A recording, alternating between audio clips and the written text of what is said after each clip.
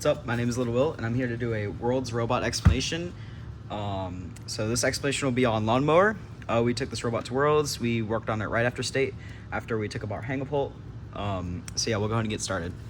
So we wanted to go lighter and faster for the Worlds robot. So we switched to a 450 on 3.25-inch wheels.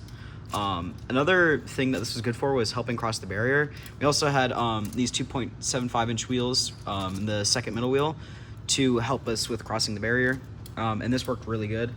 And we also had these nice sleds. This one snapped, but it didn't snap till like our last match, and then this one stayed fine. We actually laser cut him, so yeah, that was really nice for like mass producing them. We had the skirts as always, and we put Lawnmower on it.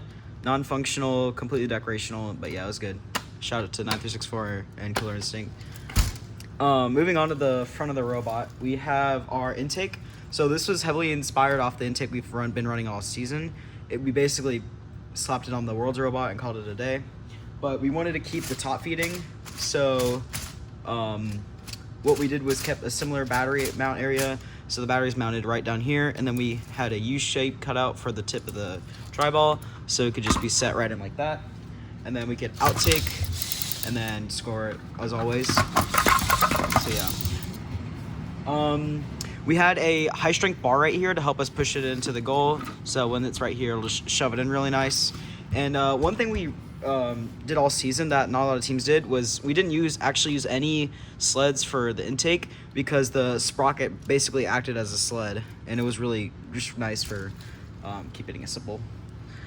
For our intake deploy, I think it fell off, but basically there's a string tied around this standoff and would loop around here. So when the string was wrapped around this standoff and we would just intake, the string would just slip off and then the whole thing would fall down. And yeah, that worked pretty consistently. It was really nice. We also stuck with a mesh intake because we found it was the best at intaking and shooting out into the goal for like 6 ball autons, and we were just really comfortable with it all season. It was really nice.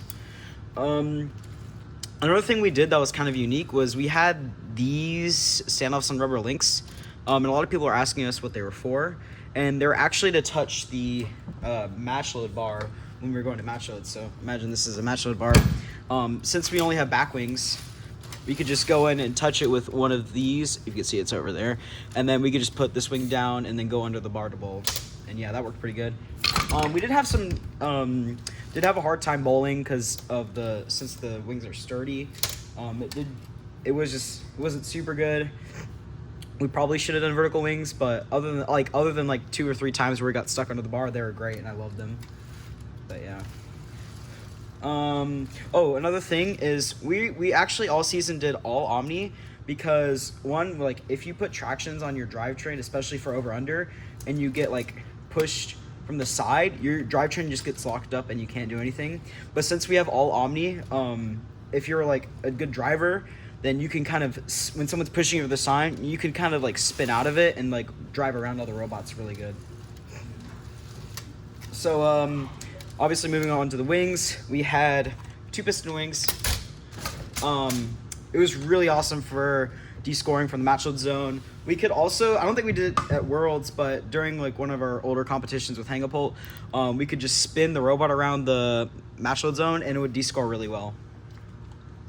We also had these back wedges for pushing it over the bar. These were decent. They actually snapped a couple times, one during the scrimmage and one at Worlds. That was because we had these hard stops up on the second hole, and we moved them down, and it basically fixed that issue. Okay, so moving on to the hanging system. Before I deploy the hang, I'll show the deploy system. So basically what we did was we tried to combine the string storage and the deploy mech, and that's how we kind of did it.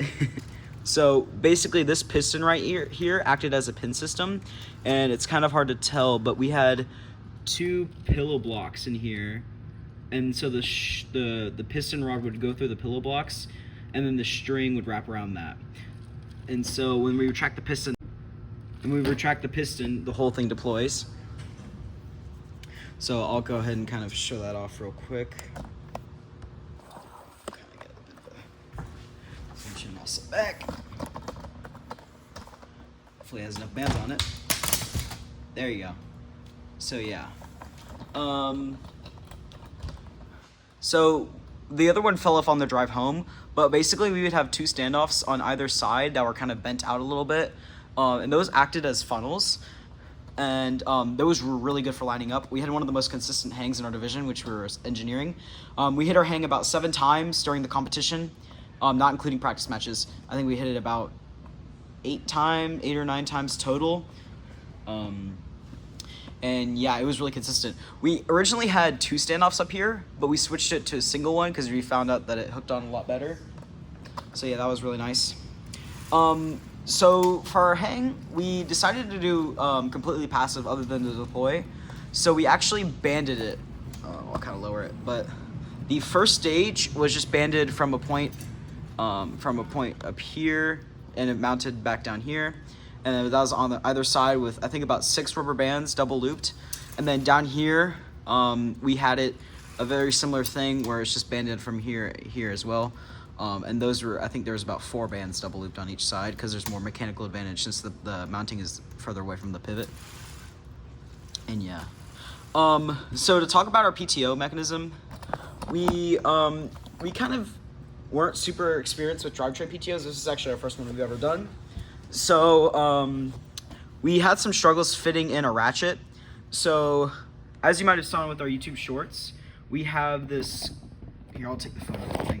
We have a cool high strength collar, and basically when the winch would spin, it would basically engage with the PTO, and it was super strong, and we had absolutely no problems with it. The only issue with this was that there was a lot of slop. So if you can, well, not necessarily slop, but there's a lot of dead zone within the ratchet, so it had to basically almost make a full rotation to relock. But we didn't have too many issues with that. So yeah, that was pretty good. Oh, another thing that we have here was these standoffs. There were a little bit spacers off here, but basically what would happen if we didn't have these is that when well, right now these hit it, and so if these weren't there, the whole first stage would go much lower down, and then the thing would basically fold up like this, but just imagine lower down, and that would basically get us F tier instead of G tier. So to talk about some of the things we did to tune our speed. First of all, the one thing that makes these high hangs super slow for like the ascent is the buckle of the first stage. So when a hang goes up, it hooks on, and the robot basically tips up like this, and the first stage comes down, and it comes down to here. And so the hardest part of the hang is trying to get that first stage to fold back into the robot. So what we do to mitigate that is having our hard stops for our first stage be as far back as possible, or kind of closer to the pivot. So you basically want it like as vertical as possible. And so we just tuned that to get as ideal as we could, while still being able to hook on consistently. Another thing, I'm trying to think what else. Oh yeah, another thing we did was add these free spinning spacers right here. And that would help us glide up the pole when we were about halfway up when we were contacting the pole. A big issue we had throughout the season was uneven winching. So basically, or like the string coming off the winch.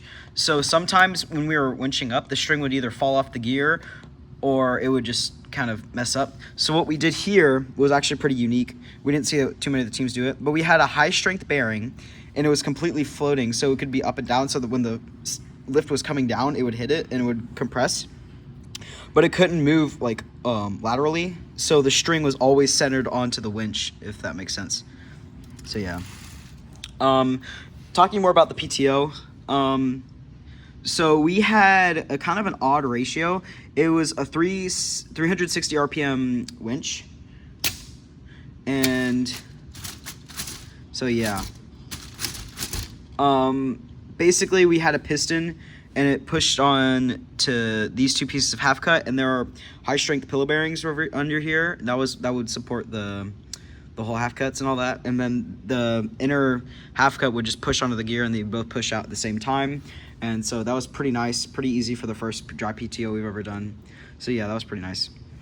Trying to think of anything else. I don't think there's too much left. Oh yeah, since we were running a bit of a slower winch compared to other teams, we had a high strength collar down in here to increase the speed, since higher diameter on a winch makes your winch faster. So yeah. All right, I think that's about it. Thanks for watching the video. Goodbye.